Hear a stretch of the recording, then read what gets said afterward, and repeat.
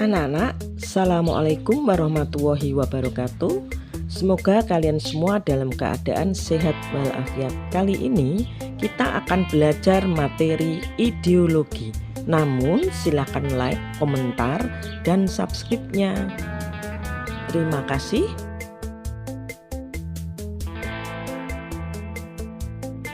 Mari ikuti pembelajaran hari ini.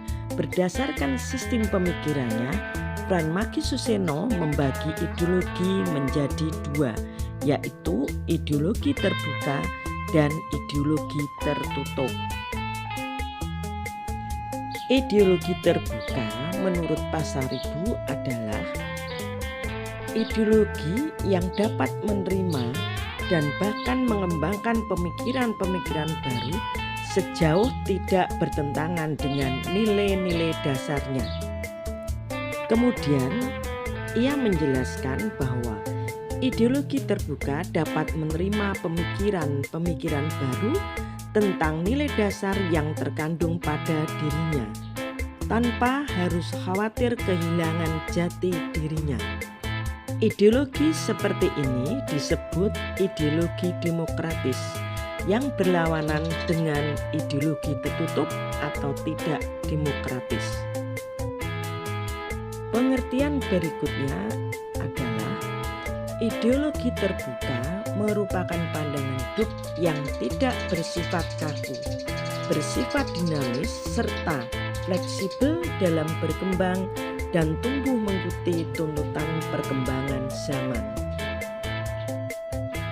Ideologi terbuka ada karena sumbernya dari nilai-nilai yang terdapat dalam masyarakat, sehingga ideologi tersebut dapat selalu memenuhi cita-cita bangsa yang menggunakannya sesuai dengan tuntutan zaman.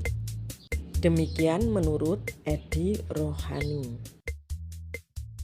Sementara Alfian memberikan pengertian bahwa ideologi terbuka adalah ideologi yang dapat berinteraksi dengan perkembangan zaman dan adanya dinamika internal. Lebih lanjut, dia menjelaskan bahwa hal tersebut akan membawa peluang penganutnya untuk mengembangkan pemikiran baru yang relevan dan sesuai dengan kenyataan dari masa ke masa. Sekarang kita lanjutkan lagi tentang ciri-ciri ideologi terbuka. A. Merupakan kekayaan rohani, moral, dan budaya seluruh masyarakat. B. Tidak diciptakan oleh penguasa atau negara, tetapi ditemukan dalam masyarakat itu sendiri. C. Isinya tidak langsung operasional, sehingga setiap generasi dapat menggali kembali falsafah tersebut dan mencari implementasinya dalam situasi yang sedang mereka jalani. D. Tidak pernah membatasi kebebasan dan tanggung jawab masyarakat untuk memberikan inspirasinya. E. Menghargai pluralitas atau perbedaan yang ada sehingga dapat diterima oleh warga masyarakat dari berbagai latar belakang budaya dan agama. Sedangkan ciri ideologi tertutup menurut Thias, A. Tidak hanya menentukan kebenaran nilai-nilai dan prinsip dasar, tetapi juga menentukan hal-hal konkret operasional. B. Tidak mengakui hak tiap orang untuk memiliki keyakinan. C. Ideologi menjadikan cita-cita suatu kelompok saja, bukan cita-cita hidup dalam masyarakat. D. Tidak bersumber dari masyarakat, tetapi dari pemikiran para elit. E. Bersifat otoriter dan dijalankan dengan cara yang totaliter. F. Menentang tradisi. G. Masyarakat wajib melakukan berbagai pengorbanan. Yang H. Masyarakat harus patuh dan taat terhadap para petingginya. I. Hak asasi, demokrasi, dan keragaman tidak diakui. Kita lanjutkan anak-anak. Perbedaan ideologi terbuka dan ideologi tertutup. A. Ideologi terbuka nilai dan cita-citanya digali dari rohani, budaya, dan moral masyarakat, bukan diciptakan oleh negara. Sementara ideologi tertutup diberikan oleh negara, bersumber dari penguasa, sehingga tidak kaya akan nilai serta tidak menganut unsur keragaman. Perbedaan berikutnya B. Negara dengan ideologi terbuka memiliki sistem pemerintahan yang demokratis, terbuka dan tidak totaliter, dan tidak dapat dipakai melegitimasi kekuasaan sekelompok orang. Dengan negara dengan ideologi tertutup, sistemnya otoriter. Penguasa akan bertindak sebagai representasi negara untuk menguasai dan mengatur semua bidang kehidupan masyarakat agar sesuai dengan ideologi yang dianut. Perbedaan berikutnya C. Ideologi terbuka bersifat inklusif, fleksibel, dan menginspirasi masyarakat untuk sama-sama bertanggung jawab mewujudkan cita-cita yang ada. Sementara di negara ideologi tertutup, rakyat dituntut memiliki kesetiaan total pada ideologi secara mutlak, konkret, taat, dan keras. Kita lanjut sekarang contoh negara yang menerapkan ideologi terbuka, yaitu Indonesia, Amerika, Kanada, Belanda, Korea Selatan, Swedia, Norwegia, Selandia Baru. Sedangkan negara yang menerapkan ideologi tertutup antara lain Rusia, Cina, Korea Utara, Kuba, Iran, Vietnam, dan Arab Saudi. Sekarang adalah contoh paham atau ideologi terbuka.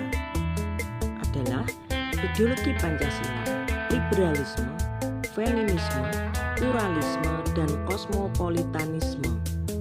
Kemudian contoh ideologi tertutup adalah komunisme, fasisme, teokrasi, ekstremisme agama. Oke anak-anak, kita lanjut. Keunggulan ideologi terbuka dibandingkan dengan ideologi tertutup.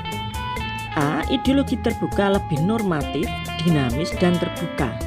Ideologi tertutup kaku, tidak mampu mengikuti dinamika masyarakat dan mengakomodasi aspirasi masyarakat. Keunggulan berikutnya adalah nilai dan cita-citanya tidak dipaksakan, tapi berasal dari masyarakat itu sendiri, diadopsi dari proses kesepakatan dalam berbagai elemen masyarakat. Sementara ideologi tertutup, nilai, ajaran, dan cita-citanya dari elit tertentu tanpa mempertimbangkan aspirasi masyarakat.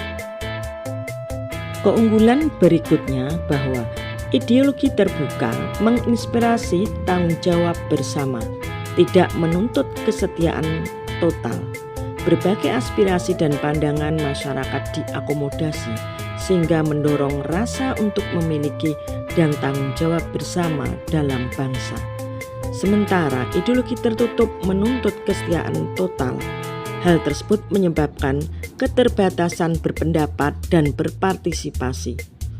Otoriter elit juga membatasi ruang gerak masyarakat. Oke, kita lanjutkan anak-anak. Pancasila sebagai ideologi terbuka memiliki 3 dimensi. A. Dimensi idealistis, yaitu nilai dasar Pancasila yang bersifat sistematis, rasional, dan menyeluruh, memuat idealisme yang memberikan harapan, optimisme, juga menggugah bangsa Indonesia untuk mewujudkan cita-cita. Berikutnya, B. Dimensi normatif, maksudnya nilai dasar Pancasila perlu dijabarkan menjadi sistem norma yang jelas agar dapat diimplementasikan dalam norma-norma kenegaraan, yaitu Undang-Undang Dasar 1945. Lanjut, C. Dimensi realistis, mencerminkan realitas yang hidup berkembang dalam masyarakat. Karena itu, Pancasila perlu dijabarkan dalam kehidupan secara nyata, sehingga dasar negara tersebut tidak menjadi ideologi utopia. Sekarang kita lanjutkan. Pancasila sebagai ideologi terbuka juga memiliki 3 aspek. A. Aspek realistis, bahwa nilai yang terkandung dalam Pancasila mencerminkan realitas yang tumbuh dan berkembang dalam masyarakat. Ideologi harus memberikan citra bahwa dirinya adalah kenyataan dalam masyarakat itu sendiri. B.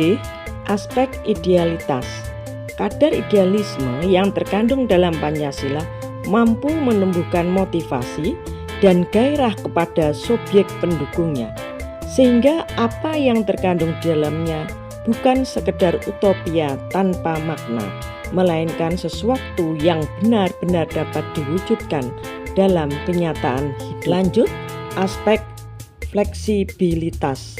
Pancasila tetap relevan dan tetap fungsional dalam kenyataan hidup, tidak bersifat kaku dan tertutup, tetapi merupakan ideologi terbuka terhadap perkembangan. Sumber semangat ideologi terbuka terdapat dalam penjelasan Undang-Undang Dasar 1945. Pancasila sebagai ideologi terbuka juga memiliki 3 nilai, yaitu nilai dasar adalah nilai ideal yang hakikatnya adalah kelima sila Pancasila, bersifat universal sehingga di dalamnya terkandung cita-cita, tujuan, serta nilai yang baik dan benar, juga bersifat tetap dan melekat pada kelangsungan hidup bangsa dan negara. Nilai ini tidak boleh diubah karena berisi identitas, tujuan dan cita-cita bangsa Indonesia belum operasional, maka membutuhkan penjabaran lebih lanjut. Berikutnya, nilai instrumen adalah penjabaran nilai dasar berbentuk ketentuan-ketentuan konstitusi mulai dari undang-undang sampai peraturan daerah. Kemudian nilai yang ketiga adalah nilai praksis, merupakan perwujudan nilai-nilai instrumental realisasi dari ketentuan yang termuat dalam peraturan perundang-undangan. Nilai ini senantiasa berkembang dan selalu dapat dilakukan perubahan, perbaikan sesuai dengan perkembangan zaman dan aspirasi masyarakat. Ya anak-anak, demikianlah pembelajaran hari ini. Semoga bermanfaat. Terima kasih. Assalamualaikum warahmatullahi wabarakatuh.